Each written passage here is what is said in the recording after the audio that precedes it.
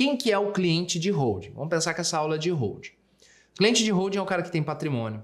E leia-se patrimônio no seguinte sentido: é o cara que tem imóveis, é o cara que tem dinheiro aplicado, é o cara que principalmente tem empresas. Porque é a partir da criação de empresas que a pessoa obtém lucro e aí ela vai fazendo os investimentos, claro que, ao meu ver, no decorrer do ano. Não é o cara que montou uma empresa, em um ano ele teve lucro e esse lucro ele saiu comprando imóveis. Muito pelo contrário. Se você observar aqui na Safe, todo o lucro gerado do nosso negócio ele é reinvestido no negócio.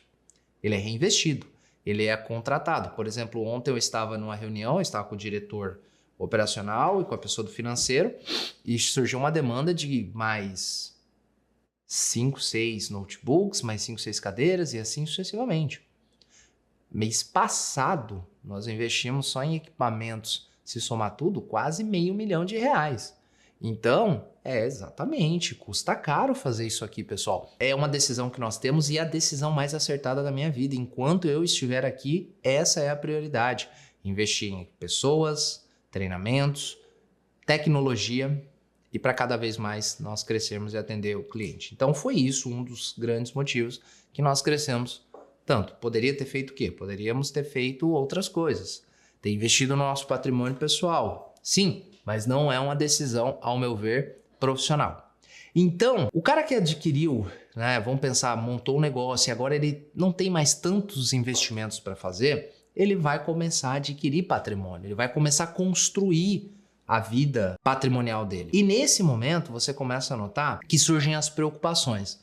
E aí o que acontece? Quando ele começa a adquirir patrimônio, ele também, e ontem eu estava falando com essa pessoa, que tem muito medo. Quando você começa a construir patrimônio, você tem medo de perder. Então, eu não sei se eu compro aqui, se eu compro lá, se eu faço aqui, se a minha declaração de imposto de renda permite, se não permite. Então, negociações se estendem porque não está organizado. Pessoas, assim, do mais alto, né, nível nacional aí de reconhecimento. E aí surge a grande oportunidade do quê? Da holding, porque você vai organizar o patrimônio. Você vai falar palavras, quando você fala de holding, que todo mundo quer ouvir. Você fala de segurança. Você fala de resguardar o patrimônio. Nossa! Você fala em organizar o patrimônio. Uau! Você fala em proteger a família. Sensacional! Você fala em perpetuar um legado. Uau!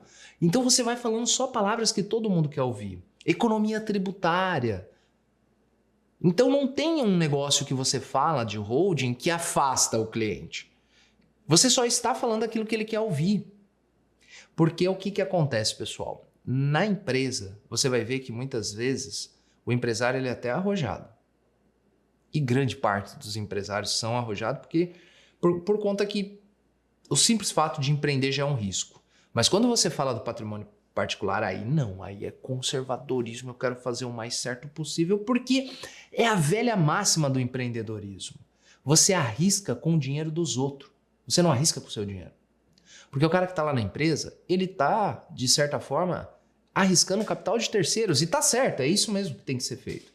Porque ele tem as compras financiadas, ele gira com o dinheiro de terceiro grande parte. Marcos, mas eu conheço uma empresa que ela não tem. Tudo bem, eu também conheço. Mas não é a regra. Não é a realidade. E talvez não é nem o caso recomendável. Mas quando o patrimônio é dele, cara, eu quero fazer o mais certo possível, mesmo que custe mais caro.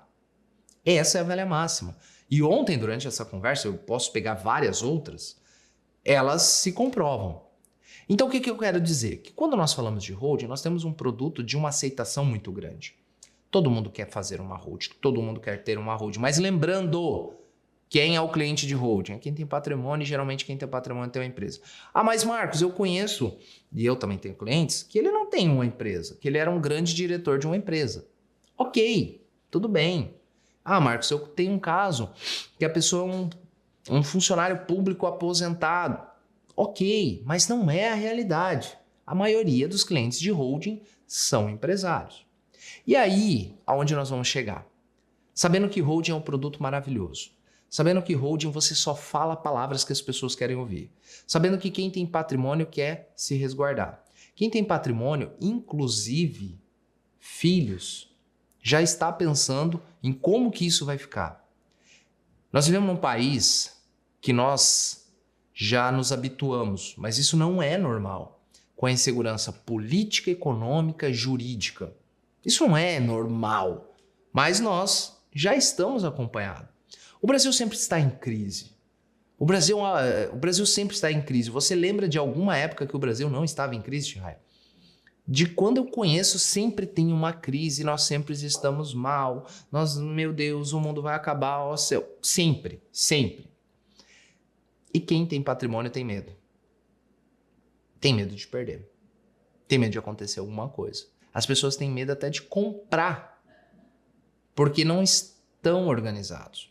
Então, quando eu conversei com essa pessoa falando, poxa, sabendo que tem uma estrutura, que tem todas essas vantagens, que você consegue criar uma estrutura que não haverá inventário sobre esse patrimônio, que você já faz a constituição de uma estrutura que não conversa com a atividade operacional dessa pessoa e você isola os riscos, que os filhos já são detentores desse patrimônio, que os filhos recebem esse patrimônio com reservas, que os filhos não vão poder vender, que os filhos não vão poder alienar, que os filhos não vão poder dar garantia, que os filhos eventualmente, caso não tenha sucesso no relacionamento, esse patrimônio vai ficar na família, que você, ao receber aluguel e desde uma conta correta, vender o patrimônio vai ter economia tributária. Isso é lindo. A pessoa falou, isso vai ajudar até eu vender mais imóveis. Então, esse é um produto que todo mundo quer ter. Mas qual que é o detalhe? Nem todo mundo está disposto a pagar. Nem todo mundo. Porque você vai ter, diferente da recuperação tributária, claro, quem é aluno, eu ensino você compartilhar o ganho. Quem é aluno tem até os modelos que eu uso de apresentação. Quanto que vai economizar se você fizer uma holding, eventualmente numa venda de imóvel, eventualmente no inventário? Você consegue entregar valor dessa maneira, mas nem todo mundo consegue ver esse valor. Nem todo mundo está disposto a pagar por isso. Porque é um trabalho qualificado, é um trabalho que custa caro. E muitas vezes, por mais que o empresário viu o tamanho do valor envolvido, ele ainda não está tão disposto a pagar por isso. Então, o que eu recebo muito alunos de outros cursos, inclusive, que gostam, trabalham com holding, mas não fecham tantas holdings assim. Tem o entrave do preço, muitas vezes bate no preço. E baixar preço não é a solução. Eu sempre falo aqui, cara, não é baixando o preço que nós vamos conseguir. Não é preço. Nós não conseguimos, de maneira eficiente, demonstrar o valor envolvido. Nós não conseguimos ainda, não é o preço. Não é, para esse produto não é.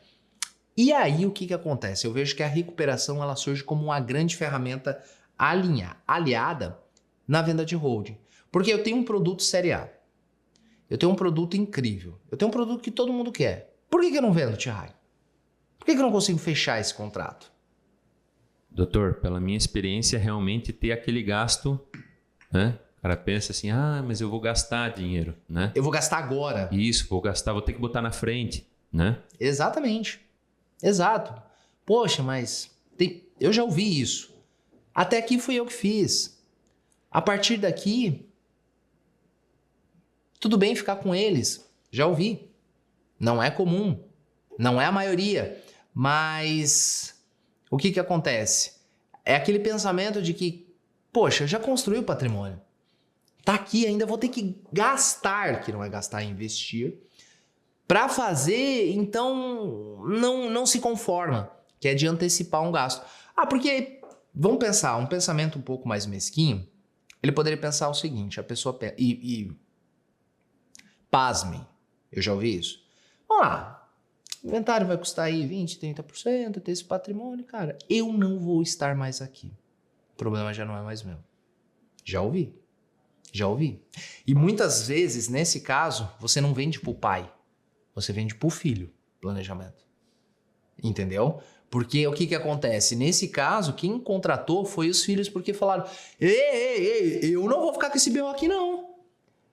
Eu falei, até brinquei, falei, Tá certo, seu João. O senhor tá certo no que o senhor pensou. E aí, fulano e fulana, vocês vão receber uma boleta de 10 milhões. 5 para cada, tudo bem?